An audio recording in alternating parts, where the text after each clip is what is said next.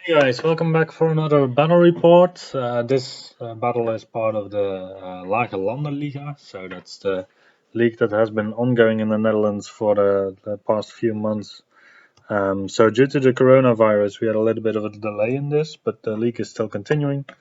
If you want more information about this, there's also a lot of information about it in my previous video, but basically you're just meeting up with local players to do the first round of the league, and then after that, it's going to be an elimination tournament.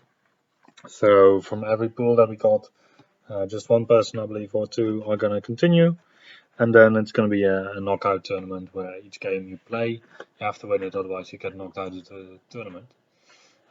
For this league, I thought it would be nice to play a Vampire Covenant list with a Zombie Dragon. So the zombie dragon is a bit of a fluffy choice in this list, I think. Generally, you can make better lists with vampire counts without a zombie dragon. And yeah, I mostly designed the list also to play in a team tournament where you can just go for an option of going for the draw because of the high speed of the Baronites for objectives. Because of the double Wizard Master, so the Wizard Master on Occultism and the Wizard Master on Avocation. So you have a lot of snipes in there. So if you don't like the matchup, you can just hold back, put threats out, and go for the draw basically. Um, yeah, so that's my list. I have a Zombie Dragon. The important thing there is that I have Stormcaller, so I have hard target for all of my units within 12 inch of the Zombie Dragon. And then actually in my in the pool that I got put in, there's like three other lists and they're all gun lines. So that was a bit of a horror to see with the zombie dragon. So I was really happy to bring this item. But then again, the infernal dwarves they did really suffer from me bringing the stormcaller. The dwarves you'll see in this battle report. But the vermin swarm I'm still going to go up against. They ignore all these kind of two-hit modifiers and stuff for some reason that is not really clear to me. Anyway, let's go into the list of my opponent. So yeah, this is a really potent list. You should be not impressed by this list, basically. So it is a gunline type of list. So you have the marksman, you have the handguns, and then you have five different war machines. So basically, it's gunline. But then added to the gun line are two units of five seekers, which is not really something that is scary on itself. But then you have five dragon seekers. Yeah, dragon seekers they start off at 205 points. They have from the get-go five attacks on the profile at strength 5. They have agility of 5. They have a resilience of 5. They have offensive with the paired weapons of 8, I believe. And then they have a bunch of special rules. So the reason why this model works with regards to other models that are similar price and have a similar stat line is because they have so many special rules that help them out. So they have Vanguard, they have Swift Stride against large, large and gigantic, I believe. They always wound them at least a 4+. They have Weapon Master with a great weapon and paired weapon. They have +1 strength on the charge, and they have access to all these amazing weapons that you can basically duplicate because the enchantment just has to be a little bit different for it to be duplicable. Am I forgetting? They have a 6 of Aegis, they have Resilience 5. Um, I Yeah, and then they also have this Slayer rule where if you kill them, then you get another Strength 5 hit, and they have Magic Resistance for 1, and an army that has -1 on your casting roll already. Yeah, so all in all, I think I mentioned all the special rules now, but I'm not even sure. So if you compare that to some other choices in some other books, this is, yeah, kind of preposterous. But um, yeah, that's basically it. In addition, they get the bonus of the general who has ancestral memory, so they have hatred, all of them against one unit in my army. So how this is going to go is that my opponent's going to deploy his gun line. He's going to put 2 units of 5 Seekers loaded with characters somewhere on the board. They're going to vanguard up and they're going to just mess around with your lines, and you cannot go forward because there's a gun line. And if you go forward, you're going to have Slayer characters all over in your units. Oh, they're also unbreakable. That's the major thing that I still forgot. So combat res also doesn't kill them. Yeah, so basically you go into a match where you have to first deal with 1000 points of Slayer characters, and then you can get started on trying to clear up a gun line. For most matches, this means that you spend like 3 to 4 turns cleaning up these Seekers. And if you give them any opportunity of charging your units, then rank and file is just going to die to them and not be able to do anything back, really. Yeah, that's basically my sum up of this. So let's get into it. Yeah, so we are playing Encircle and Capture the Flags. So here my amount of scoring in the army is actually a downside. You would say that luckily my opponent also has a lot of scoring in his army. He does. He has like 5 units of scoring. The only downside is that, well, first 4 turns or so, I'm planning to be occupied with Slayers. After that, I have a gunline that I can go towards. Yeah, I'm not going to get any scoring out of his. So my priority here is to, as efficiently as I can, remove the Slayers from the table as quickly as I can, and then just sit back and not do anything, basically. Whilst my opponent is also hopefully not doing anything. So for magic, I took with my Occultism Mage, the Grave Calls, Pentagram of Pain. Those were the most important, I thought. Then I took the Rot Within and the Hereditary. With the Avocation guy, I took Ancestral Aid just to get a reroll to hit. Otherwise, Touch of the Reaper, Hasten the Hour. Just the snipe spells that I still have, just for some damage output. The unfortunate thing, however, is that the characters that I would be able to snipe, they cost like 300 points, and I still have an Aegis save. I have to do a lot of wounds to them in a low amount of turns, so Avocation was actually not that suitable, I found. Because you're looking at the casting values, they get increased by 1 because of the magic resistance. You have a -1 to cast because of the dwarves. It suddenly becomes really, really horrific, to be honest. So I only have the Grave Calls and the Pentagram of Pain as my options for casting, really, and obviously the regaining of my wounds. But Pentagram of Pain is for my opponent the spell that he really, really has to stop. He still has a Rune of Denial, so 1 turn he can just stop that with the Rune of Denial and use all of his dice to dispel my Grave Calls. Yeah, this is not good. And you could argue that I could have taken the Breath of Corruption on my dragon, and that is true.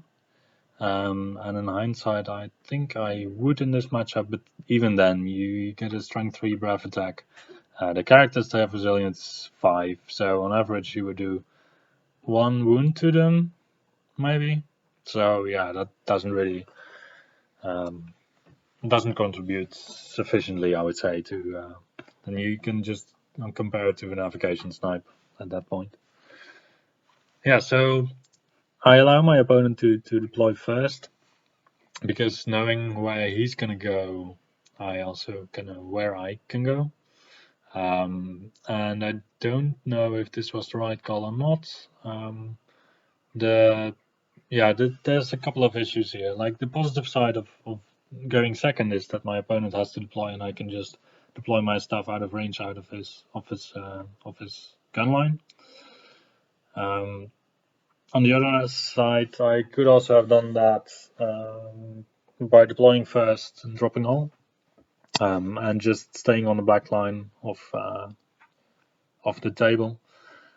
But then I would have given my opponent more information about where my army was going to be, and he could have also deployed his organ guns way more forward. Um, But yeah, in hindsight, I think I should still have taken the first turn because in that case I can shut down his vanguard of his Slayer characters more effectively. Because now I'm looking at this and I'm like, yeah, these Slayer characters, they're still gonna vanguard, the units are still gonna vanguard.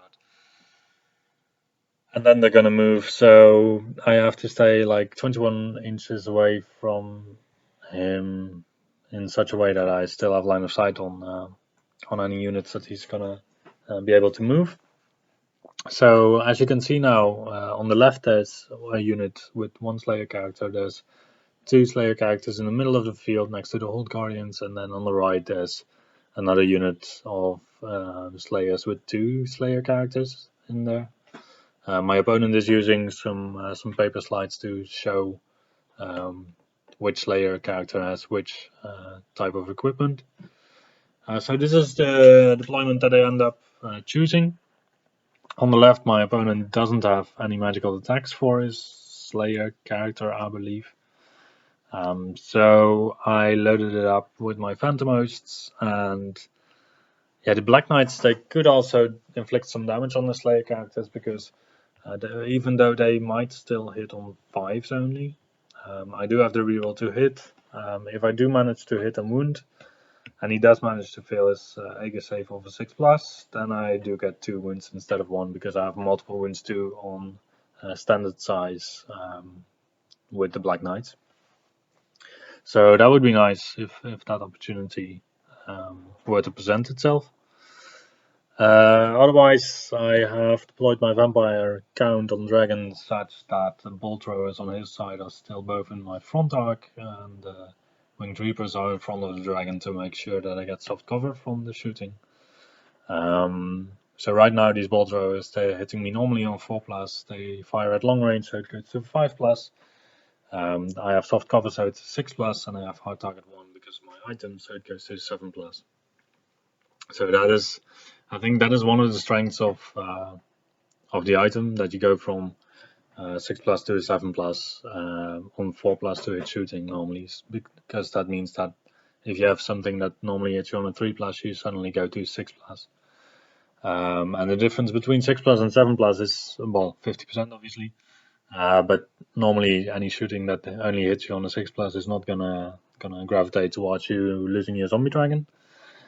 However, the difference between some artillery hitting you on a 5+ versus a 6+, that is a really big difference. So for these situations where you would normally be hit on a 5+, I think it's really worth it to invest in Stormcaller.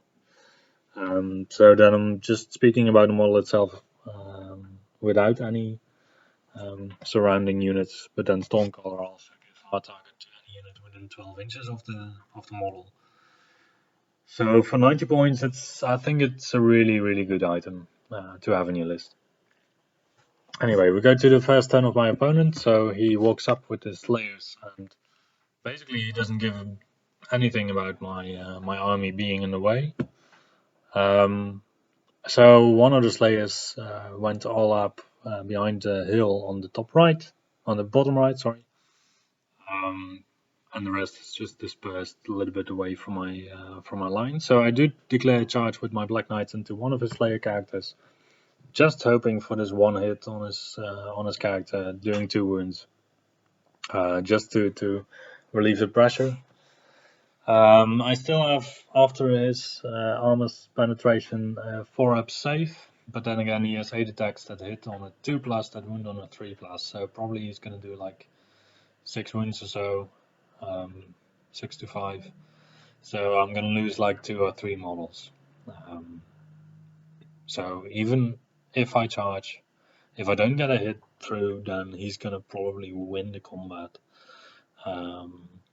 And sure, my Black Knights are cheaper than a Slayer character, but the Slayer character is the one that's 300 points, I believe.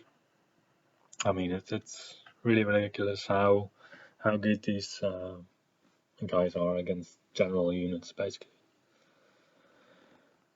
Because in effect, they have the profiles of greater demons with a 20mm base size, and then I don't really know if they have any downsides in comparison with a Greater Demon other than having one Aegis save OS.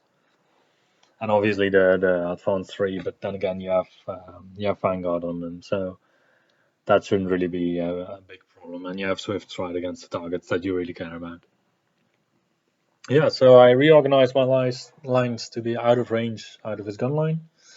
The only thing that can hit me is the bolt thrower on the top left. He can hit my dragon on the 6. And the rest of the shooting has effectively been neutered in this way. So he has the choice of either charging into my direwolves or trying to shoot them away. With the unit of slayers that is there, he's probably just going to go into the direwolves and try to kill them like that. And then the rest of the gun line can advance up. And if I were him, I would just fully march on towards my lines just to try and get some pressure on my side. So we go into magic. I do cast Grave Calls onto his Slayer unit, and I do cast it with a 666 on 4 dice. So my opponent lets it through. I get 4 hits on his Slayers, or 5, but in the end I get 4 wounds on his Slayers.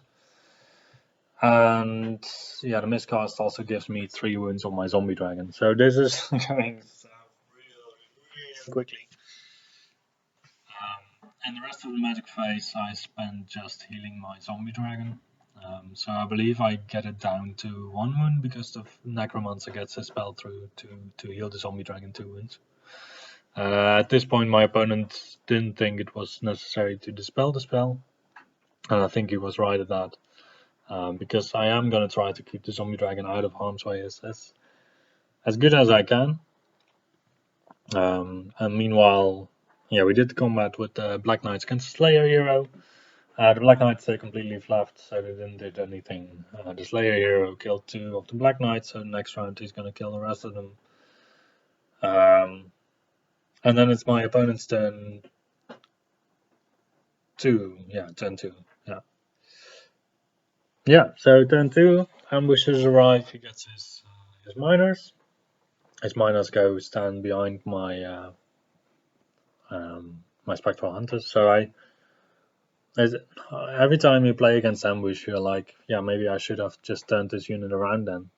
But then again, the issue with ambushes is that they can come up anywhere on the board, so it doesn't really work to just try and play against that, because you can't really turn around your entire army, right? Yeah. Yeah. So in my opponent's turn, he just tries to walk up a little bit with his gun line. I have no idea why he didn't march up with the crossbowmen and the quarrelers. Maybe for the quarrelers, I think that's the unit in the water feature. It's because they might have had to take dangerous terrain tests. Yeah, I wouldn't really care about that if I were him, because yeah, you lose probably 1 in 6 guys. Worst case, you have to take a panic check and you flee. Yeah, and then your war machines are like, yeah, I don't really give anything about that. And the other units are likely not gonna run away from that. So I wouldn't really know why he didn't march there. Because I think it would have been a safe bet to do so. And it really puts on a lot of more pressure on my lines. Because he's basically tightening the zone that I can comfortably walk in. Yeah, so we go to his Slayer character that charged into my direwolves. I luckily have a champion, so he doesn't kill the entire unit. He just kills the champion, and a lot of direwolves crumble to combat resolution. For the Phantom Host on the left, he doesn't have magical attacks, but he only has 6 attacks, but still he manages to do 2 wounds on my Phantom Host because of some unlucky die rolling on my part. Because, Phantom Host with a 2 up Aegis against non-magical, I would have hoped that they would stick around a little bit longer. And yeah, then the field is getting loaded with Slayer heroes with magical weapons, so I was considering with my Phantomhost on the left to go get his ballista, because in the previous round the ballista did hit on a 6, it did wound on a 4 plus. I did not save my regen save of a 6 plus, and then I got 2 more wounds on my zombie dragon, so we're back at 3 wounds. Yeah, so that was a lucky shot of my opponent, and I would hope that it doesn't happen again in the battle. Because yeah, like this, it's really really tough to fight off this army. So the zombie dragon is gonna stay in the same spot, just because of the fact that it is an ideal spot to get Pentagram of Pain off. Because right now I have 4 characters, I believe, under the area of the 12 inches. So if I do manage to get Pentagram of Pain off, I'm just willing to sacrifice. I would even be willing to sacrifice all of my scoring in the list. Just leave the Zombie Dragon and the Winged Reapers and the Phantom Host and the Terra guys to just remove everything else from the field just to get these Slayers off the field, basically. Were it not also for the scenario of the scoring units. But yeah, this stuff is really a mess to clean up. So I think just a lot of mobile range damage might do the trick. And Vampire Counts is not really that known for mobile range damage, so that might be a bit of an issue there. Yeah. So, but overall, the Zombie Dragon list does play nicely. Um, it's funny to see a Zombie Dragon von Karstein because you get plus 6 inches on your commanding presence because of von Karstein and also because of Gigantic. So you get it twice, so you go to a 12-inch range Inspiring Presence, or a 24-inch range Inspiring Presence. So basically, you can march all over the board, taking away some of the disadvantages that some of the units have in the Vampire Army. So for example, the Black Knights, they usually suffer from the fact that if your general is not close, they can't do anything anymore. But like this, these units of 5 Black Knights are quite self-reliable. And they still have a race value of D3 plus 3 or 2 plus 2, I think. So these units of 5, even if you grind them down to 1 man, you can still just easily pop them up back, and then next turn just march and whatever. And they are quite mobile if you play them 3 wide. And also the Spectral Hunters are a real nice addition to this list. So I play a unit of 10 because they have great weapons and on the charge they don't strike first. And you, yeah, if you only have 5 of them, you basically play them for the terror checks because it can happen, and it does happen quite regularly, that even something like War Machine Crew just still knocks off 1 or 2 guys. If you play a unit of 5, then yeah, your unit's just gonna disappear charging a War Machine. Yeah. But it's a nice unit, especially for like 360 points. The thing I'm probably the least sure about still is the Winged Reapers. Just because they feel like they lack 1 movement. 12-inch movement is not enough to be able to just maneuver as much as you would like with the unit. The fly is really potent. Because yeah, you have this hard hitting unit that can just not be chaffed basically. But it's 500 points for 3 of these guys is a lot. That is definitely a lot. Yeah. So anyway, we proceed to the magic phase. I try to cast Pentagram of Pain. My opponent uses the Rune of Denial this turn, so I don't get my Pentagram of Pain, and I actually don't get a lot of magic off. I believe the Zombie Dragon is also still on 3 wounds. So I don't remember which spell I got off. I believe I got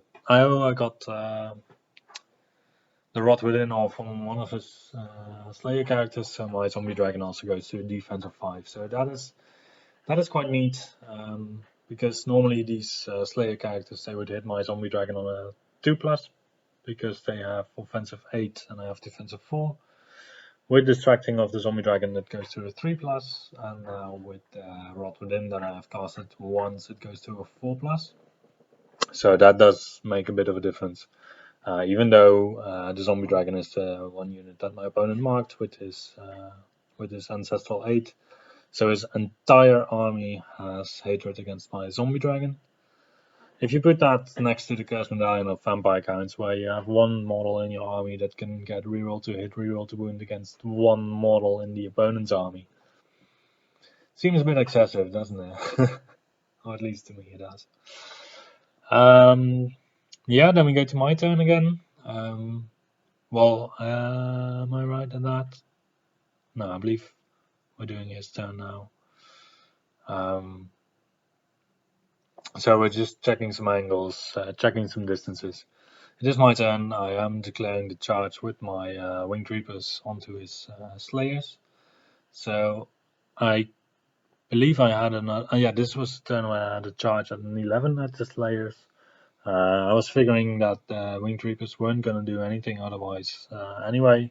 So I might as well go for this charge and try to just get rid of at least this one unit of Slayers, because even normal Slayers to vampire counts to skeletons, they're quite annoying. So especially in a formation like that, if I well, the formation actually doesn't really matter that much, but if I get a full unit of skeletons into Slayers, then I hit on 4+, I wound on 5+, so it's gonna be on average like 5 hits, like 2 wounds. It's still gonna take me like 3 rounds of combat to get through that. Now I'm just figuring out what to do with my zombie dragon.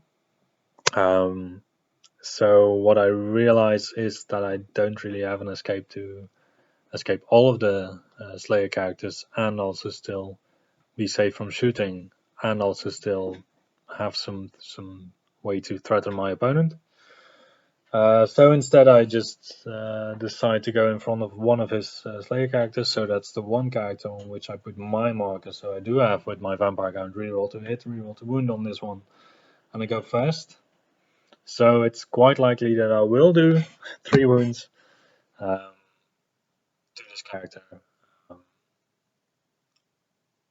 then if I only do 3 wounds and he makes one 6-up Aegis save, it's gonna be pretty dark.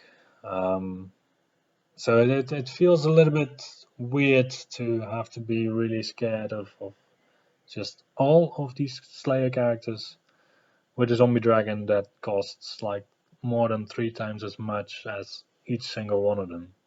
That's kind of a special feeling. So 2 of these Slayer characters, they have Monster Hunter, which means that they have multiple wounds 2 against large and gigantic, so no difference there, just both of them. And yeah, I don't think that's even needed against a dragon, so the guy who has just 2 Runes of Fury gets to 8 attacks. He hits me because of the Rod Within, luckily at a 4+, but it would have been a 3+ with a reroll to hit because of the army. And then he has this special rule that he just wounds me on a 4+. And yeah, all I can do is basically just stand and watch, I believe. So the zombie dragon, he does have armor 3, so he goes to a 4 armor save. However, on the charge, one of these Slayer characters, if he survives and then gets the strike before my zombie dragon, this one with 8 attacks. So without the Rod Within cast once in the game, he hits me on 3+ with a reroll, so he's gonna get like 7 hits. And then he wins me on a 4+, so that would be 3 to 4 wounds actually. He is charging, he's normally strength 5, so he goes to strength 6 on the charge, he has AP 3 on the charge, so these wounds, I only have my regeneration save on them, but then again, he has one of these guys that also is able to turn on flaming attacks, so yeah, then you're looking at a 300 point model that is not specifically designed to kill gigantic stuff. that just kills off a zombie dragon of 1000 points just before the zombie dragon gets to strike. Yeah. Whilst it's a dwarf with supposedly low agility, so that feels really strange. Anyway, let's get back into the battle.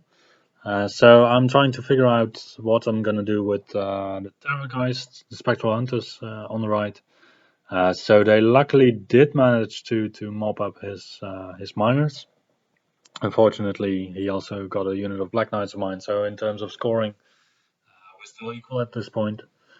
And yeah, the way it went against the miners is that they still strike fast with 15 strength 4 attacks, hitting me on 3+, wounding me on 3+, 2+. So that's really good. And then luckily I have a 3-up save.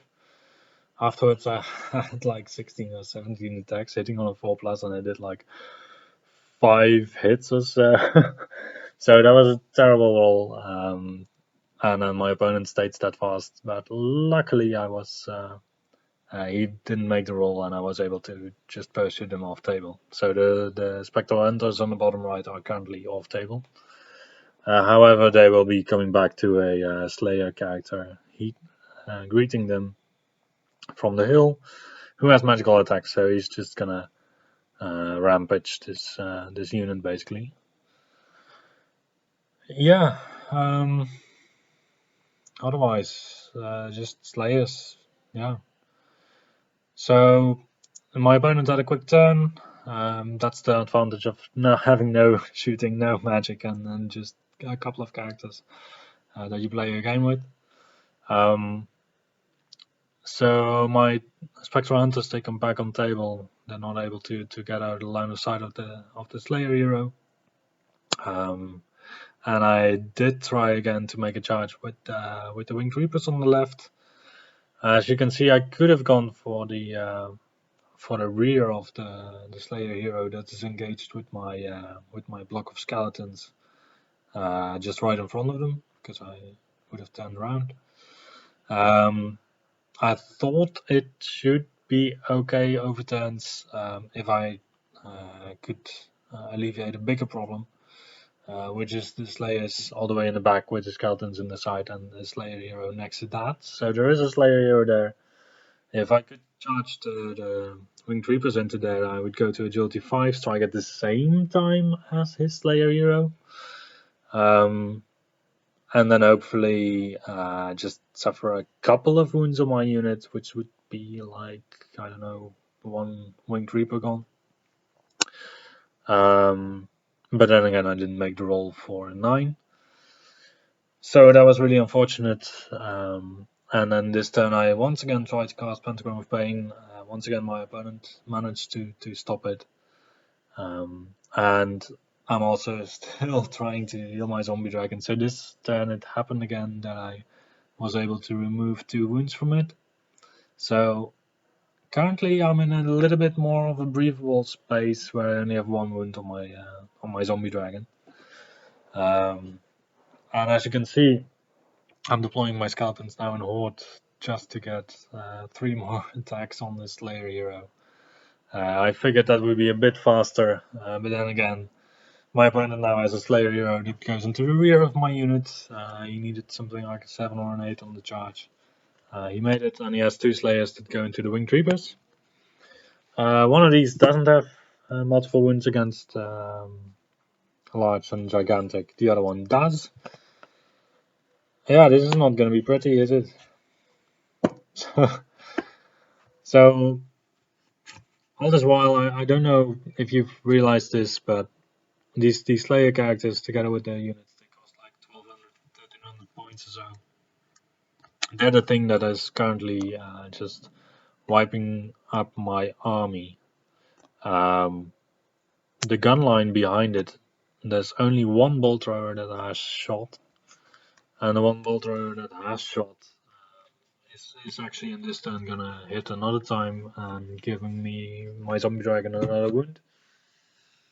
The rest of the army is not participating in this battle. Yeah.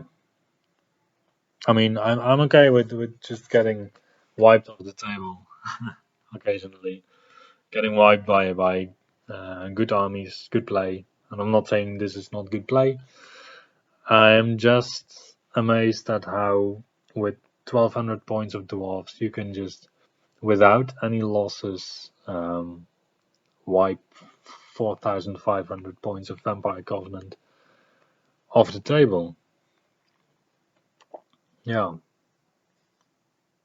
Because the skeletons I have, they don't really do anything against the Slayers. They even have big trouble cleaning up the regular Slayers. So I believe in the end there's gonna be one unit of Slayers that is gone.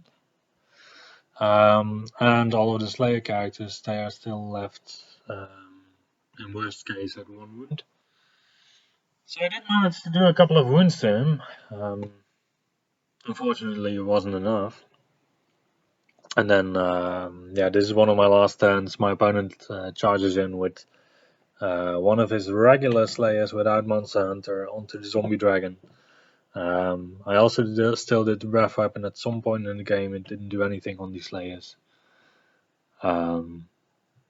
And then this regular Slayer guy manages to kill my Zombie Dragon before I even get the chance to strike with my Vampire count, because this is actually the zombie, the Dragon Slayer that has the agility buff, because dwarves need this. Yeah, so yeah, I don't really know what I do know partially what I could have done differently, which is to take Breath of Corruption instead of some other magic.